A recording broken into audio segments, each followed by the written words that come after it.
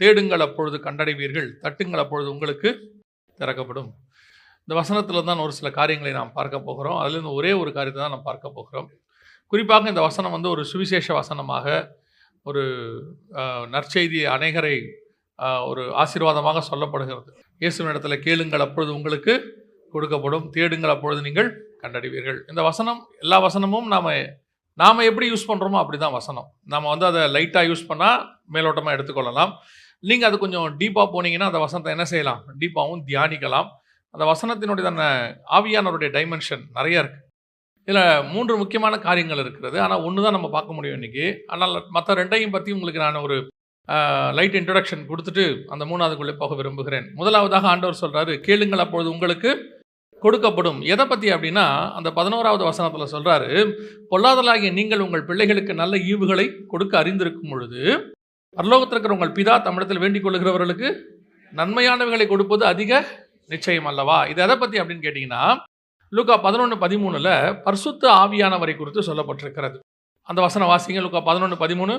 பொல்லாதவர்களாகிய நீங்கள் உங்கள் பிள்ளைகளுக்கு நல்ல ஈவுகளை கொடுக்க அறிந்திருக்கும் போது பரமபிதாவானவர் தம்மிடத்தில் வேண்டிக் கொள்ளுகிறவர்களுக்கு பரிசுத்த ஆவியை கொடுப்பது அதிக நிச்சயம் அல்லவா. ரொம்ப தெளிவா அந்த இடத்துல அந்த எதை கொடுக்கப்படும், கேளுங்கள் அப்பொழுது கொடுக்கப்படும்ங்கிறதுக்கு எது கொடுக்கப்படும் அப்படின்ற கலாத்தியர்ல வாசிக்கும் பொழுது 3ஆம் அதிகாரத்துல ஆபிரகாமுடைய ஆசீர்வாதங்கள் இயேசு கிறிஸ்துவின் வழியாக புறஜாதியாருக்கு வருது. அது வர்றதுக்கான ரூட்டை சொல்லிட்டாரு. புறஜாதியார் வழியாக தான் வருது ஆபிரகாமுடைய ஆசீர்வாதம் எல்லாம். ஆனால் பரிசுத்த ஆவி அதில் வரல.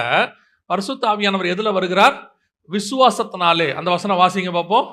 கிறிஸ்து இயேசுவினால் புறஜாதியாருக்கு வரும்படியாகவும் ஆவியை குறித்து சொல்லப்பட்ட எந்த வாக்குத்தத்தம் இங்கே சொல்லப்படுகிறது பார்த்தீங்களா? இதே வாக்குத்தத்தம், இதே காரியம். இது வாக்குத்தத்தம் எங்க இருக்குன்னா, அப்போஸ்தலர் நடவடிக்கைகள் 1ஆம் அதிகாரம் 5ஆவது வசன வாசி. ஆகையால் நீங்கள் எருசலேமை விட்டு போகாமல் என்னிடத்தில் கேள்விப்பட்ட பிதாவின் வாக்குத்தத்தம் நிறைவேற காத்திருங்கள் என்று கட்டளையிட்டார். இந்த வாக்குத்தத்தம் தான் பரிசுத்த ஆவியானவர். இதை பெற்றுக்கொள்வதற்கு என்ன செய்யணும்? இப்போ ரட்சிக்கப்பட்டுட்டோம், ஞானஸ்நானம் எடுத்துட்டோம். அடுத்து நீங்க என்ன பண்ணணும்? பரிசுத்தாவின் அபிஷேகத்தை பெற்றுக்கொள்ளணும். இதை பெற்றுக்கொள்வதற்கு என்ன செய்யணும் அப்படின்னு கேட்டால், நிறைய பேர் நிறைய விஷயங்கள், நான் பரிசுத்தாவிய அபிஷேகத்தை பெற்றுக்கொள்கிற காலகட்டத்தில் எங்களுக்கு என்ன சொல்லுவாங்க அப்படின்னு கேட்டிங்கன்னா, பரிசுத்தமாக இருக்கணும், உண்மையாக இருக்கணும், அப்போ தான் ஆவியானவர் வருவார் அப்படின்னு. ஆவியானவர் வந்துதான் பாவத்தை குறித்தும் நீதியை குறித்தும் நியாயத்தீர்ப்பு குறித்தும் கண்டித்து உணர்த்துவார். அவர் வந்து தான் நமக்குள்ள என்ன பண்ணுவார்? நம்மளாலேயே பாவத்தை விட்டு ஜெயிக்க முடியும்னா ஆவியானவர் தேவைப்பட மாட்டார். சில நேரங்களில் பாவத்தை விட்டு ஜெயிக்கணுங்கிற எண்ணம் நமக்கு இருக்கணும். அதில் மாற்றுக்கிறதே கிடையாது. நான் அதுலேருந்து வெளியே வரணுங்கிறதான தாட் இருக்கணும். அதே நேரத்தில் வெளியே வர முடியாத சூழ்நிலை இருக்கும். நம்ம நினைப்போம், நான் நினைக்காததையே நான் விரும்பாததையே செய்கிறேன் அப்படின்னு இருக்கு. நான் இதுலேருந்து வெளியே வரணும்னு நினைக்கிறேன், வர முடியல. அப்போ வர வைக்கிறதுக்கு தான் யாரு? என் உலகத்தில் இருக்கிறவனிலும் என்னில் இருக்கிறவர் பெரியவர். உலகங்கிறது கண்களின் இச்சை, ஜீவனத்தின் பெருமை, மாம்சத்தின் இச்சை, இதெல்லாம் உலகத்தில் இருக்கு. அதை விட பெரியவர் இடத்துல இருக்கிறார். அதை ஜெயிக்கிற அதிகாரத்தை எனக்கு கொடுக்கிறார். அதனால தான் ஆவியானவர். அது எதனால நான் பெற்றுக்கொள்ள முடியும்? விசுவாசத்தினாலே பெற்றுக்கொள்ள முடியும். அப்படிதான் கலாத்தியர்ல எழுதுறாங்க. இதுதான் கேளுங்கள் உங்களுக்கு தரப்படும். ஆனா இன்னைக்கு நம்ம என்ன பார்க்க போறோம் அப்படின்னா, தேடுங்கள் அப்பொழுது கண்டடைவீர்கள். ஆண்டவரை தேடினால் நாம் என்ன செய்ய போகிறோம்? கண்டடைய போகிறோம். ஆனால் எதை, எப்படி, என்ன, அதுதான் நம்ம இன்னைக்கு பார்க்க போறோம். இன்னைக்கு நம்ம நிறைய தேடுறோம். பெரும்பாலும் எனக்கு ஆண்டவர் சொல்லிக் கொடுத்த ஒரு விஷயம் என்னன்னா, இயேசுகிட்ட நிறைய கேட்குறோம் இல்லையா? இயேசுகிட்ட நிறைய கேட்குறோம். ஆனால் எனக்கு ஆரம்பத்துலேருந்து ஆவியானவர் சொல்லிக் கொடுத்தது, நீ இயேசுவையே கேட்டுரு அப்படிம்பாரு. இயேசுகிட்ட கேட்கறத விட என்ன கேட்டுரு? இயேசுவையே கேட்டுரு. அவரையே தந்தவர் மற்ற எல்லாவற்றையும் அருளாதிருப்பது எப்படி? எஸ்தர் கூட இருந்த எல்லா பெண்களுக்கும் எல்லாம் தேவைப்பட்டுச்சான். ஆனால் எஸ்தருக்கு ராஜா தான் தேவைப்பட்டார். அவளுக்கு தெரியும். எனக்கு அந்த எஸ்தர் புஸ்தகத்தை படிக்கும்போது ரொம்ப ஆச்சரியப்படுவேன். அந்த பெண்கள் என்ன கேட்டார்களோ அது எல்லாம் அவர்களுக்கு கொடுக்கப்பட்டது. ஆனால் எஸ்தர் ஒன்றும் கேட்கவில்லை. சரி, இது கூட பரவாயில்லன்னு விட்டுருங்களேன். ராஜா கூப்பிட்டு கேட்பாரு, உனக்கு என்ன வேணும்? ராஜ்யத்தில் பாதியை கேட்டாலும் நான் உனக்கு தரேன். சும்மா விளையாட்டெல்லாம் இல்லை. பாதினா எவ்வளோ தெரியுமா? அவர் 127 நாட்டை அரசாண்டுகிட்டு இருந்தார். எஸ்தர் 1:1 சொல்லுது, 127 நாட்டை அரசாள்றாரு. அவர் சொல்றாரு, ராஜ்யத்தில் பாதியை கேட்டால் நான் உனக்கு தரேன். ஏறக்குறைய 64 நாடு, 63 நாடு. யோசிச்சு பாருங்க, 63 நாட்டை அந்த ஆள் தரேன்றான். நீங்களே நான் தான் என்ன பண்ணிடுவான்? பொட்டீர் காலை விழுந்து, தேங்க்யூ ராஜா, நான் வந்த காரியமே வேற, இதுக்கு தான் வந்தேன்னு சொல்லிட்டு இதை வாங்கிட்டு போயிடுவோம். இல்லை, எஸ்தருடைய நோக்கம் என்னன்னா, 64 நாட்டுக்கு ராஜகுமார்த்தி ஆகிறது இல்லை, 127 நாட்டுக்கும் ராஜகுமாரியாத்தி ஆகிறது. அப்போ நம்ம என்ன கேட்குறோங்கிறது வேற விஷயம். ராஜாவையே கேட்டுறணும், அவரே எனக்கு எல்லாமே நீங்க தான் அப்படின்னு கேட்டுறணும். அப்போ இந்த இயேசு கிட்ட போய் என்ன தேடுறோம், என்ன கண்டுபிடிக்கிறோங்கிறத விட இயேசுவையே தேடணும். அதான் ரொம்ப முக்கியம். தேடுங்கள் அப்பொழுது கண்டடைவீர்கள். அப்போ இந்த வசனத்தை படிக்கும் பொழுது எதை கண்டடையணும், எப்படி கண்டடையணும்னு பார்த்தா இயேசுவைத்தான் கண்டடையணும். அவரை கண்டுபிடிச்சிட்டிங்கன்னா நாம் என்ன செய்யலாம், எல்லாவற்றையும் பெற்றுக்கொள்ளலாம். அத்தனையும் கிடைச்சிடும். நீங்கள் என்ன கேட்டாலும் தெரியும். அதனால தான் ஆண்டவர் சொல்கிறார், என் நாமத்தினாலே எதை கேட்டாலும் தருவேன். ஆனால் எதை கேட்கணுங்கிறத நம்ம தான் டிசைட் பண்ணணும். பரிசுத்த ஆவியானவர் நமக்கு உதவி செய்வார். கீழானவைகள் அல்ல மேலானவைகளே நாடுங்கள். அப்போ நாம் எதை கண்டடைய போகிறோம் என்றால் இயேசுவை கண்டடைய போகிறோம். இயேசுவை நான் ஆரம்பத்தில் இதை படித்த போது ஒரு இடத்துல ஆவியானவர் உணர்த்தினதை நான் உங்களுக்கு சொல்கிறேன். இன்னைக்கு எனக்கு ஒரு செய்தி கொடுத்தாரு, அதைத்தான் நான் உங்களுக்கு சொல்கிறேன். இயேசு முதலாவது பூமிக்குள்ளே வருகிறார். மத்திய 2ஆம் அதிகாரத்தில் முதலாவது ஆண்டவர் என்ன செய்கிறாரு, பூமிக்குள்ளே வர்றார். அவர் வரும்பொழுது ஒவ்வொருத்தரும் ஒவ்வொரு விதமாக அவரை தேடுறாங்க. ஒவ்வொருத்தரும் ஒவ்வொரு விதமாக அவரை தேடுறாங்க. ஒவ்வொருத்தரும் தேடினதுக்கும் அவங்க கண்டுபிடிச்சதுக்கும் என்ன வித்தியாசம்? இது ஒரு பாடம். நாம் எப்படி அவரை தேடுகிறோம், அதான் தேடுங்கள் கண்டடைவீர்கள். அவங்க தேடினதுக்கும் நம்ம தேடுறதுக்கும் என்ன டிஃபரன்ஸ் இருக்கு அப்படின்னு சொல்லி தான் நாம் பார்க்க போகிறோம். முதலாவது வாசிங்கள், மத்திய எழுதின சுவிசேஷம் 2ஆம் அதிகாரம் 11வது வசனத்தை வாசிங்க. அவர்கள் அந்த வீட்டுக்குள் பிரவேசித்து பிள்ளையையும் அதன் தாயாகிய மரியாளையும் கண்டு சாஷ்டாங்கமாய் விழுந்து அதை பணிந்து கொண்டு தங்கள் பொக்கிஷங்களை திறந்து பொன்னையும் தூபவர்க்கத்தையும் வெள்ளை போலத்தையும் அதற்கு காணிக்கையாக வைத்தார்கள். இது யாரு அப்படின்னு கேட்டீங்கன்னா வானசாஸ்திரிகள் இல்லையா, வைஸ்மேன் அப்படின்னு இருக்கோம். இந்த வானசாஸ்திரிகள் இயேசுவை கண்டுபிடிச்சிட்டாங்க. இப்போ போயிட்டு அவங்க என்ன செய்கிறாங்க, கண்டுபிடிச்சிட்டாங்க. ஆனால் அதுக்கு முன்னாடி அவங்க செஞ்ச விஷயம் என்ன அப்படின்னு கேட்டிங்கன்னா மத்திய 2:1-2 வாசிங்க பார்ப்போம். ஏரோது ராஜாவின் நாட்களில் யூதேயாவில் உள்ள பெத்லகேமிலே இயேசு பிறந்த பொழுது கிழக்கிலிருந்து சாஸ்திரிகள் எருசலேமுக்கு வந்து, யூதருக்கு ராஜாவாக பிறந்திருக்கிறவர் எங்கே?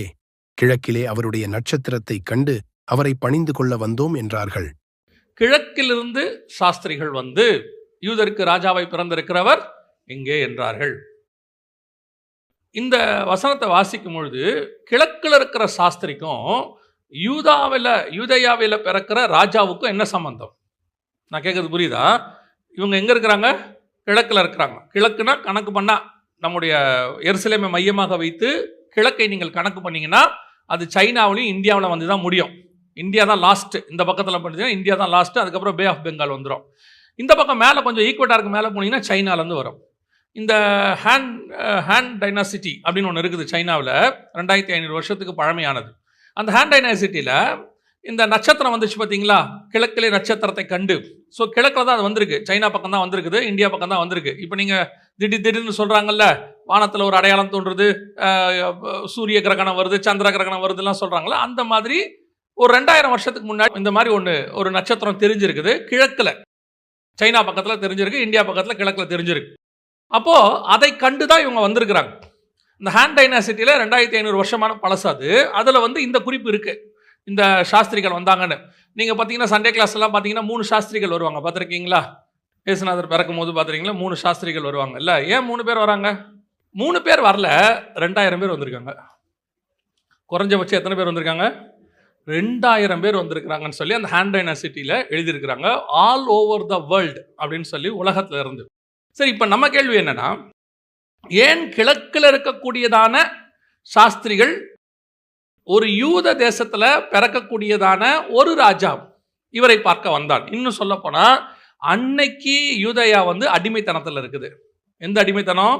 ரோமர்கள்கிட்ட அடிமைத்தனத்தில் இருக்குது. ஸோ எப்பவுமே அந்த வசனத்தை படிக்கும் பொழுது நம்ம எப்படி யோசிக்கணும் அப்படின்னு கேட்டிங்கன்னா, உலக பிரகாரமாக இருக்கக்கூடிய அந்த கணக்கின்படி யோசிச்சிங்கன்னா உங்களுக்கு வசனத்தினுடைய ஆழம் புரியாது. ஏன் ஆவியானவர் இதை நமக்கு எழுதி கொடுத்துருக்கிறாரு? பர்டிகுலராக கிழக்கிலிருந்து சாஸ்திரிகள் வந்தாங்க அப்படின்ட்டு நல்லா கவனிச்சு பாருங்க.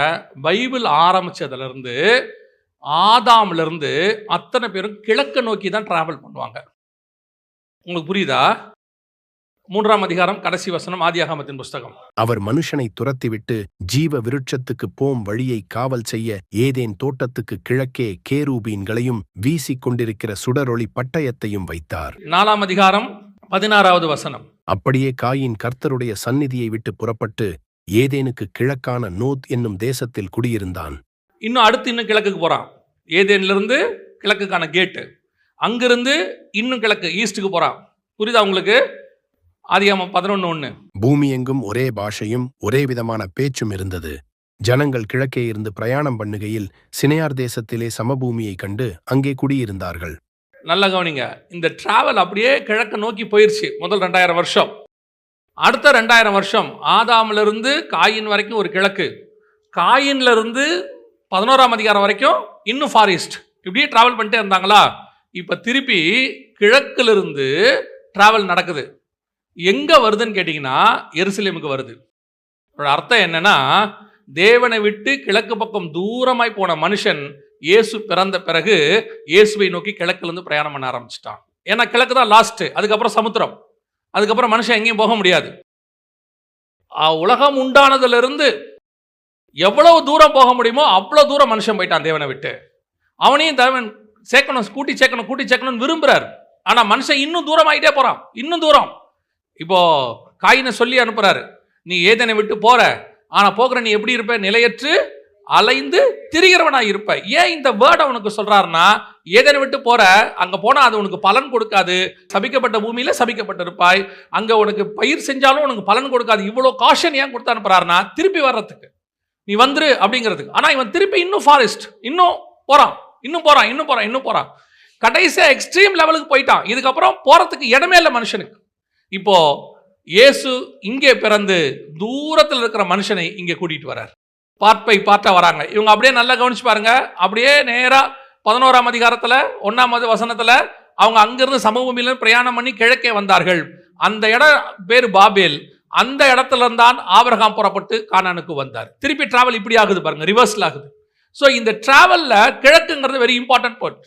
அப்போ எங்கேயோ இருக்கிற புறஜாதியார், தூரம் போன மனுஷன் ஒரு நட்சத்திரத்தை கண்டு அவரை தேடி வருகிறான். ஆனா இவங்க பண்ண வேலை என்ன? இவ்வளோ கஷ்டப்பட்டு தேடுறாங்கல்ல, இவங்க தேடினதோட ரிசல்ட் என்ன? வாசிங்க, மத்தேயு எழுதின சுவிசேஷம் 2ஆம் அதிகாரம் 12வது வசனம்.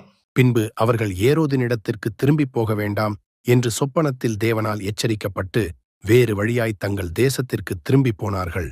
திருப்பி எங்க போயிட்டாங்க? அதே கிழக்குக்கு போயிட்டாங்க. வந்தாங்க, இயேசுவை பார்த்தாங்க, பணிஞ்சு கொண்டாங்க, காணிக்கை கொடுத்தாங்க. ஆனா திருப்பி எங்க போயிட்டாங்க? the same place. எங்க போனாங்களோ அதே இடத்துக்கு போயிட்டாங்க. இவ்வளவு பெரிய பிரயாணத்தினுடைய பிரயோஜனம் என்ன? what is the result? இவ்வளோ டிராவல் கிழக்குல இருந்து யோசிச்சு பாருங்க. இந்தியாவில இருந்து இஸ்ரேலுக்கு போனோம்னு வச்சுக்கோங்க, அதான் இன்னைக்கு உள்ள கணக்கு. சைனாவில இருந்து இஸ்ரேலுக்கு போனோம். இவ்வளோ பெரிய டிராவல் நடக்குது, சும்மா சாதாரணம் இல்ல. அங்க வசனம் சொல்லுது, 16வது வசனம் வாசிங்க.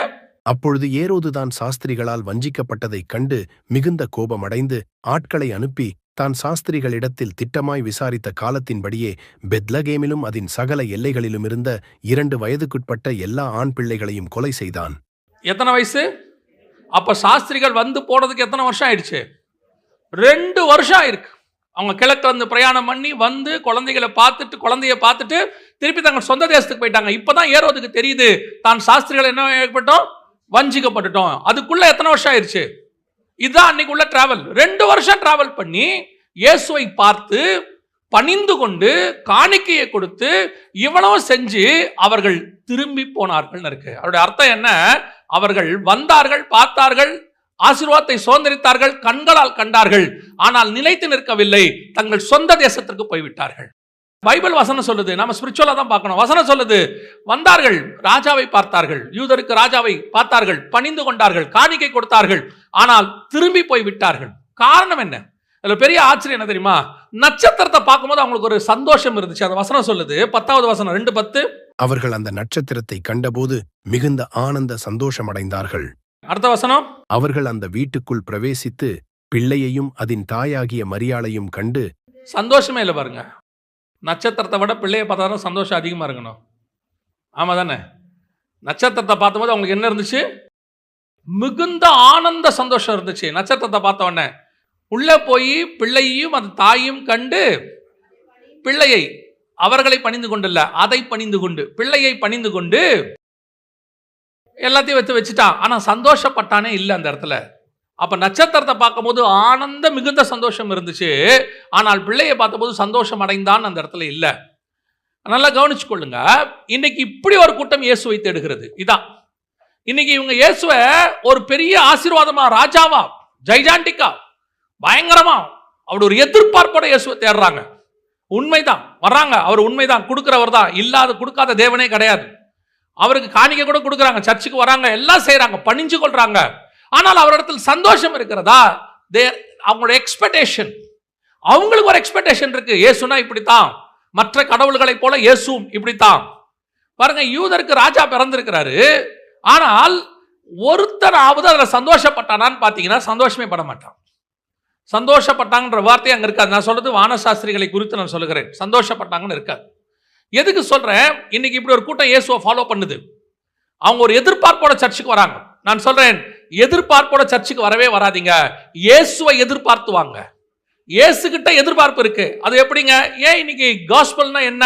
இன்னைக்கு காஸ்பலே எப்படி ஆயிடுச்சு தெரியுமா? இயேசு உங்களுக்கு அது கொடுக்கிறார், இயேசு உங்களுக்கு இதை கொடுக்கிறார். இதை நான் குறையா சொல்லலை, இயேசு கொடுக்கிறார் தான். ஆனால் இயேசு கொடுத்தாலும் கொடுக்கா விட்டாலும் இயேசு ஒருத்தன் பின்பற்றான்ல, அதுதான் ரொம்ப இம்பார்ட்டன்ட். நான் இயேசுவை எதுக்கு ஃபாலோ பண்றேன்னா, இயேசு எனக்கு ஏதாவது கொடுப்பார்ன்றதுக்காக ஃபாலோ பண்ணல. இயேசு எனக்காக தன்னை கொடுத்தார், அதற்காக நான் அவரை ஃபாலோ பண்றேன். இன்னைக்கு இயேசு கிட்ட எதிர்பார்ப்பு தான் இருக்குது நிறைய பேருக்கு. 95% இந்த மாதிரி ஆட்கள் தான் ராஜாவை பார்க்க வரவங்க. அப்படியே பார்க்க அது கிடைக்கலன்னா கொஞ்ச நாள்ல அப்படியே பேக் ஸ்லைடிங், திரும்பி போயிடுவாங்க. எனக்கு நான் ஆண்டவரை ஏற்றுக்கொண்ட சந்தோஷமா சாட்சியை சொல்லுவேன். நான் ஆண்டவரை ஏற்றுக்கொண்ட போது எனக்கு ஒரு எதிர்பார்ப்புமே இல்லை. என்ன ஒருத்தர் காஸ்பல் சொன்னார், வா சர்ச்சுக்கு போகலாம், காஸ்பல் சொல்லிட்டு கூப்பிட்டார் என்ன. அப்போ எனக்கு ஒரு வியாதியில இருந்தோ அல்லது ஒரு டெலிவரன்ஸோ ஒரு தேவையோ எதுவுமே எனக்கு இல்லை. நான் ஒரு 18 வயசு, எனக்கு காலேஜ் ஃபர்ஸ்ட் இயர். நான் அப்போ சொன்ன போது சரி வா போகலாம் அப்படின்னு சொல்லிட்டு ஜாலியாக அவர் கூட தான் போனேன். ஆனால் அங்கே போகும்பொழுது முதல் நாள் அங்கே பண்ண பிரசங்கம், அங்கே பாடின பாட்டு, ஆவியானவர் அங்கே என்கவுண்டர், ஆவியானவர் கூட இடைப்பட்டது எல்லாம் ஒரே நாள் தான். அவர்கிட்ட நான் எதுவுமே கேட்கவே இல்லை, ஆண்டவர் கையில் பிடிச்சார்.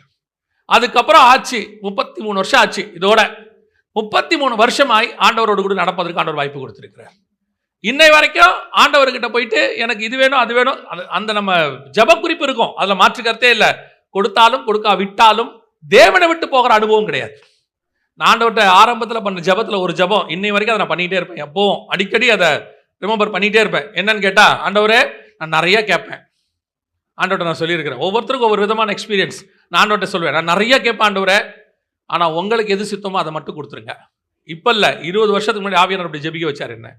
உங்களுக்கு எது சித்தமோ அதை கொடுங்க, நீங்கள் கொடுக்காவிட்டா நான் கவலைப்பட மாட்டேன். நான் எப்படி எடுத்துப்பேன் தெரியுமா? அவருக்கு சித்தமானது எனக்கு கிடைக்கும், கிடைக்கலையா அது அவருக்கு சித்தம் இல்லை, அவ்வளோதான். இந்த யாக்கோபு மாதிரி வருந்தி கேட்டு அழுது புலம்பி ஆசீர்வதித்தால் ஒழிய உண்மை நான் விடமாட்டேன்ற மாதிரிலாம் தேவையே இல்லை. நம்ம ஆண்டவர் அப்படி கெஞ்ச வைக்கிற ஆண்டவருமே கிடையாது. நீங்கள் நல்லா கவனிச்சு பாருங்க, பிள்ளைகள் கேட்ட உடனே தகப்பன் கொடுக்க தான் விரும்புவார். ஒரு நாளும் தகப்பன் என்ன செய்ய மாட்டார், அழுது கெஞ்சிட்டோம் காலில் உழட்டும் அப்புறமா தரேன் அப்படின்னு நினைக்க மாட்டார். அப்படி அவர் நினைச்சாருன்னா அவர் சாடிஸ்ட் இல்லையா? இந்த கண்ணீர் ஒரு பயங்கரமான பவர்ஃபுல் ஆயுதம். அப்படி ஆண்டவர்கிட்ட, ஆனால் நான் சொல்லுவேன், நம்ம ஆண்டவர்கிட்ட அப்படிலாம் என்ன பண்ண வேண்டியதில்லை, கேட்க வேண்டியதே இல்லை. சில நேரங்களிலே கண்ணீருக்கு கர்த்தர், இப்போ மார்த்தாள் சும்மா சூப்பராக பேசிக்கிட்டே இருப்பாங்க, பார்த்துருக்கீங்களா? லாசருவை மீட்கிற இடத்துல மார்த்தாள் என்ன பண்ணுவாங்க, ஆண்டவரே நீர் இருந்திருப்பீரானால் என் சகோதரன் மரித்திருக்க மாட்டான் அப்படின்னா, இவரு அவன் கடைசி நாளில் எழுந்திருப்பான். ஆமா அந்த அந்தமா, ஆமே ஆண்டவர் நானும் விசுவாசிக்கிறேன், கடைசி நாட்கள் எல்லாரும் எழுந்திருப்பார்கள், நீ விசுவாசித்தால் தேவனுடைய மகிமையை காண்பாய், எல்லாம் பேசிக்கிட்டே இருக்காங்கல்ல. இந்த மரியாதை உள்ள வருவாங்க, ரெண்டாவது அந்தமாவும் வரும். அந்தமா இதே வார்த்தையை தான் சொல்லும். என்ன சொல்லும்? நீ இருந்திருப்பினாலும் என் சகோதரன் மறுத்திருக்க மாட்டான். ஆனா அடுத்த வார்த்தை, அவனை எங்கே வைத்தீர்கள்னு கேட்பாரு.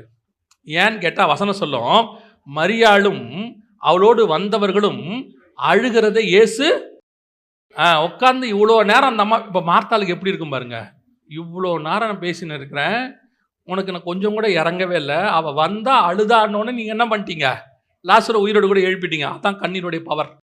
சில நேரங்களில் நாம் ஆண்டவரிடத்துல போய் கெஞ்சணுன்ற அவசியம்லாம் இல்லை. என்னை பொறுத்த வரைக்கும் இயேசு கிறிஸ்துவிடத்தில் போகும்போது நான் ஆண்டவர்கிட்ட ஜெபம் பண்ணுறது, உமக்கு சித்தமானால் கொடுங்க, இல்லைன்னா விட்டுருங்க, எனக்கு அது தேவையே இல்லைன்னு சொல்லியிருக்கிறேன். இன்னை வரைக்கும் ஆவியானவர் அப்படித்தான் நடத்துகிறார். எனக்கு கிடைக்காட்டி நான் வருத்தப்படவே மாட்டேன். அது காட்ஸ் வில் இல்லை, அவ்வளோதான், ஒரே விஷயம் முடிஞ்சிருச்சு. அப்படி இருக்கும்பொழுது ஒரு கூட்டம் இயேசுவை எதுக்கு தேடுகிறது என்று சொன்னால், ஒரு பிம்பம் இருக்கு, இயேசு இப்படி கொடுப்பார். ஏன்னா அவங்க வேற ஒரு டைமென்ஷன்ல உள்ள வராங்க, ஒரு எக்ஸ்பெக்டேஷன்.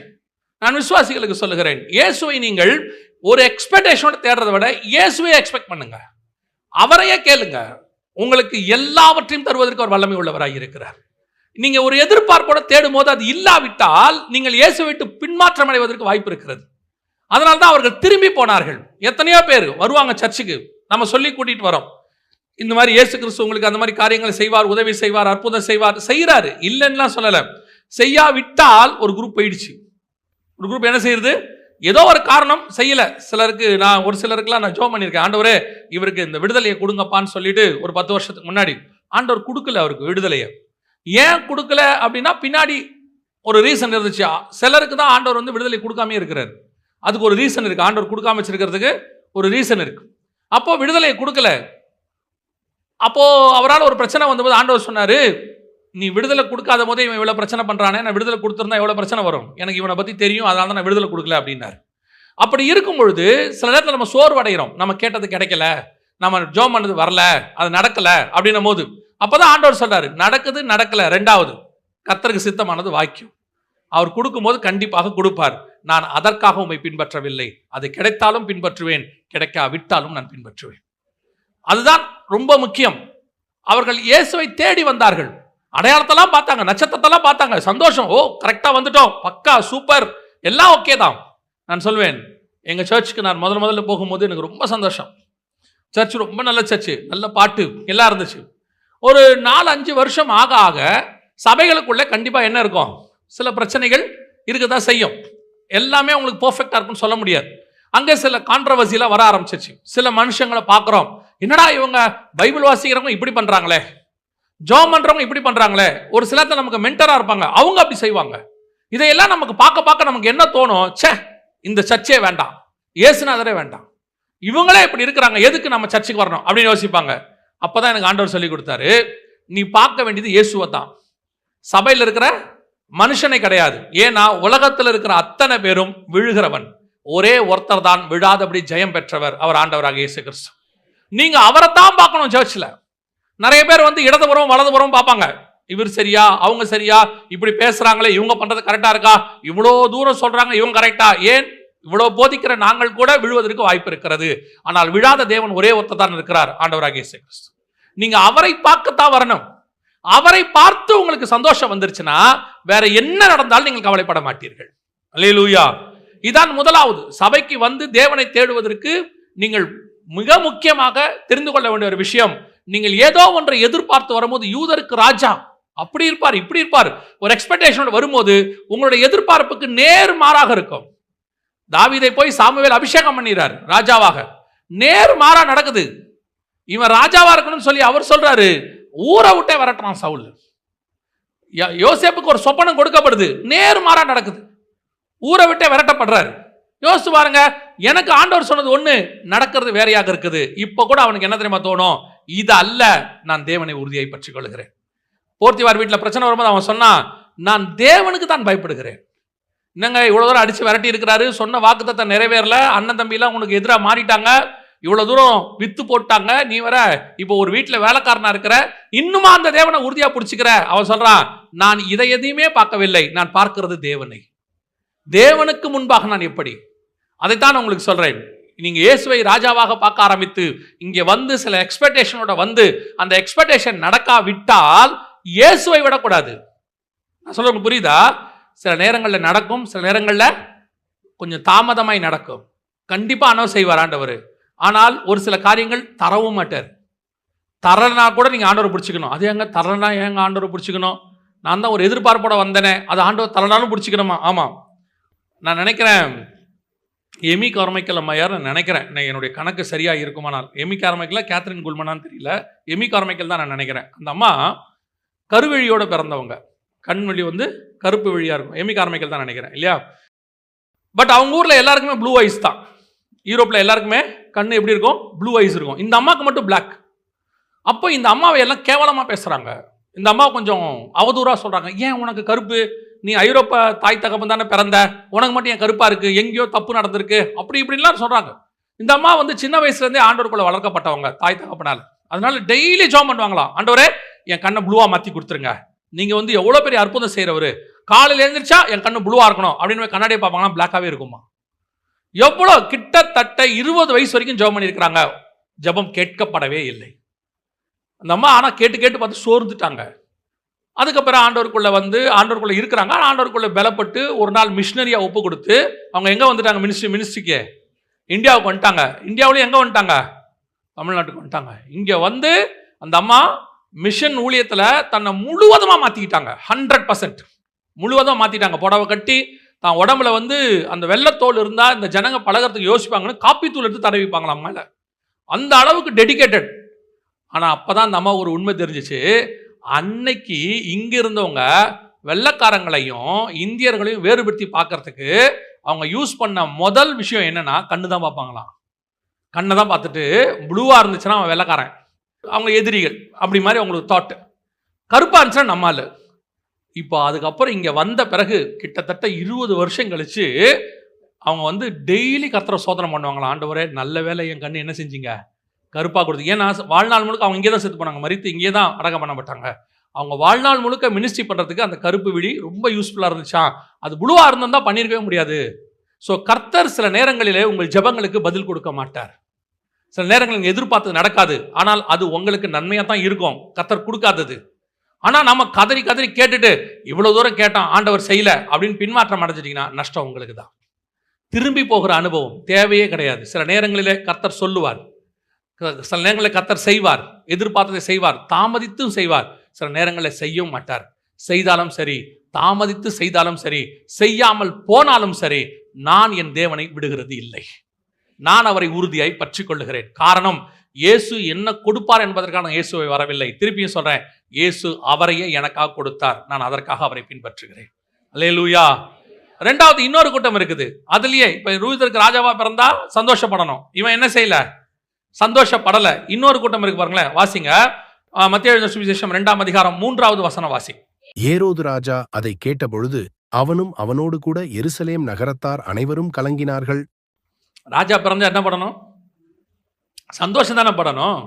ஏன் கலங்கினார்கள்? ஏரோதும் சரி, ஏரோது கலங்கினா கூட ஒரு அளவுக்கு 1% அதில் நியாயம் இருக்கு. நம்ம பதவிக்கு ஆள் வந்துருச்சுரா, நம்மளை கீழே தள்ள போறாங்க, அடுத்த போஸ்டிங்க ஒருத்தரை செலக்ட் பண்ணிட்டாங்கன்ட்டு அவனுக்கு ஒரு கலக்கம் வந்தால் அதில் ஒரு நியாயம் இருக்கு. வசனம் சொல்லுது, ஏரோதும் அவனோடு கூட எருசலேம் நகரத்தார் அனைவரும் ஏன் கலங்கினாங்க? இயேசு கிறிஸ்துவினுடையதான இந்த ராஜாவினுடைய வருகையில் 2 காரியம் இருக்கு. அவங்க என்ன எக்ஸ்பெக்ட் பண்ணிக்கிட்டு இருந்தாங்க யூதர்கள்னு கேட்டிங்கன்னா, ஒன்று இயேசு ஆளுகை செய்ய வருவார், ராஜா பிறப்பார், மாற்று கருத்து இல்லை. ஆனால் இயேசு வரும் பொழுது துன்மார்க்கரை அழித்து அவர் சன்மார்க்கரை வைத்து அவருடைய அரசாட்சி நடக்கும். அப்போ அவங்க எதுக்கு பயந்தாங்கன்னா, கர்த்தருடைய நாளுக்காக பயந்தாங்க. இயேசு வரும்போது என்ன நடக்கும்? அவர் அரசாட்சி நடக்க போது, அரசாட்சியில் அவர் துன்மார்க்கர்லாம் என்ன பண்ணிடுவார்? அழிச்சிருவார். அழிச்சிட்டு சன்மார்க்கரை வைத்து அவர் சொல்ற நீதிமான்களை வைத்து கொண்டு தான் அவர் ஆட்சி செய்வார். இப்போ இயேசு வராரு, ஆட்சி செய்ய போறாரு அப்படின்னு அவங்களுக்கு தெரிஞ்ச உடனே அவங்களுக்குள்ள இருந்ததான ஒரு கலக்கம் என்னன்னா, இயேசுவை சந்திக்க தயாராக இல்லாத கூட்டம். அவங்களுக்கு ஒரு என்ன வந்துருச்சு? பயம் வந்துருச்சு. ஐயோ, நியாயம் இருக்கிற தேவன் வந்துட்டார். ராஜா வந்தாருங்கிறது ஒரு பக்கம் சந்தோஷமாலாம் இருக்கணும். ஆனா ராஜா வந்தா இன்னொன்னும் இருக்கு. என்னது? அவன் கிரிக்கு தக்கதான பலனும் வருகிறது. இதுக்கு தயாரா இல்லாத கூட்டம் தான் எதுக்கு என்னாச்சு? கலங்குகிற கூட்டம். ராஜா வராருன்னா சந்தோஷப்படணும். எந்த காலத்துல அவங்க வெயிட் பண்றாங்க? ஆபிரகாம் காலத்துல இருந்து வெயிட் பண்றாங்க. ஆபிரகாமின் நாட்களை பார்க்க ஆவலாய் இருந்தான். ஒவ்வொருத்தரும் வெயிட் பண்ணிட்டு இருக்காங்க. அப்படியேப்பட்டது அவனு காரியம் நடந்துடுச்சுன்னு ஒருத்தன் வந்து சொல்றான். என்ன சொல்றான்? பெத்லகேமிலே யூதருக்கு ராஜா என்ன செஞ்சிட்டாரு? பிறந்துட்டாருன்னு சொன்னா சந்தோஷத்தானப்படணும். ஆனால் அவன் சந்தோஷப்படவில்லை, கலக்கம் அடைந்தான், பயம் வந்துச்சு.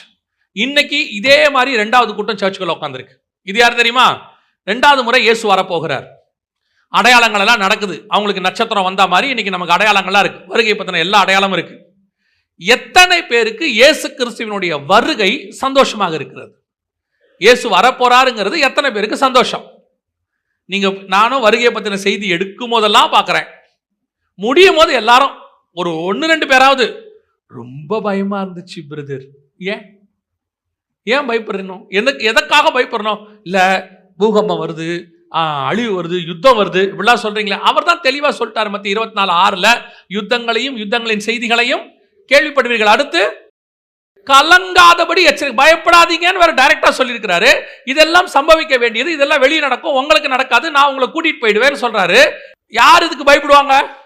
இவைகள் சம்பவிக்க தொடங்கும் போது உங்கள் மீட்பு சமமாக இருப்பதால் நீங்கள் நிமிர்ந்து பார்த்து தலைகளை உயர்த்துங்கள் இருக்கு. இந்த மாதிரிலாம் நடக்கும்போது, பெரிய ஆபத்து வரும்போது கர்த்தர் அதுக்கு நடுவில் காப்பாற்றுவாரு. வாதை உன் கூடாரத்தை அணுகாது, பொல்லாப்பு நேரிடாது. இப்படி இருக்கிறவன் யார் பயப்படுவா? இதுக்கு நடுவுல நான் போக மாட்டேன், மாட்டிப்பேங்கிற எண்ணம் இருக்கிறவங்க தானே பயப்படணும். அப்படி ஒரு கூட்டம் சர்ச்சுக்குள்ள இருக்கு. இவங்கெல்லாம் யாரு? யூதருக்கு ராஜா. இப்ப இவங்க என்ன பண்ணா தெரியுமா? ஏரோது. வாசிங்க 2ஆம் அதிகாரம் 4வது வசனம் வாசிங்க. அவன் பிரதான ஆசாரியர் ஜனத்தின் வேதபாரகர் எல்லாரையும் கூடி வரச் செய்து கிறிஸ்துவானவர் எங்கே பிறப்பார் என்று அவர்களிடத்தில் விசாரித்தான். அது 7வது வசனம். அப்பொழுது ஏரோது சாஸ்திரிகளை இரகசியமாய் அழைத்து நட்சத்திரம் காணப்பட்ட காலத்தை குறித்து அவர்களிடத்தில் திட்டமாய் விசாரித்து. நல்லா கவனிங்க, எல்லாம் டாக்குமெண்ட்ல பக்காவா இருக்காரு ஏரோது. சாஸ்திரிகள் வேதபாரகர் எல்லாம் சொல்றதையும் பார்க்கறாரு. தீர்க்க தரிசனத்துல இப்படி எல்லாம் சொல்லி இருக்குது. சாஸ்திரிகளை கூப்பிட்டு கேட்கிறாரு, அடையாளத்துல இப்படி இருக்குது, எல்லாம் பர்ஃபெக்ட். இப்ப டாக்குமெண்ட் வைஸ், ப்ரூஃப் வைஸ் எல்லாம் இருக்கு. இவ்வளத்தையும் பார்த்தா அவருக்கு என்ன வரணும்? சந்தோஷம்ல வரணும். இவ்வளத்தையும் பார்த்தா என்ன வருது? பயம் வருது. இது ஒரு கூட்டம் நீங்க சர்ச்சுக்குள்ள இருக்கு. வேதத்தை ஆராயறது, பைபிள் ஸ்டடிக்கு வர்றது, அப்படியே கடைசி கால அடையாளத்தை கேட்கறது, இதெல்லாம் வர்றும் போது நல்ல சந்தோஷமா வர்றது, எல்லாம் நல்லா கேட்கறது. போகும்போது அப்போ ஏன் வருகையை பத்தின செய்தியை கேட்டா உங்களுக்கு துக்கமா இருக்குது? என்னை பொறுத்த வரைக்கும் இவ்வளவு சம்பவங்களை கேட்டாலும், எவ்வளவு கேட்டாலும், என்னுடைய நோக்கம் ஒன்னே ஒண்ணு, இவைகளெல்லாம் உலகத்தில் சம்பவிக்க வேண்டியதே. ஆனாலும் என் தகப்பன் என்னை மீட்கும்படி வரப்போகிறார். நான் அதுக்கு சந்தோஷம் தானே படணும்.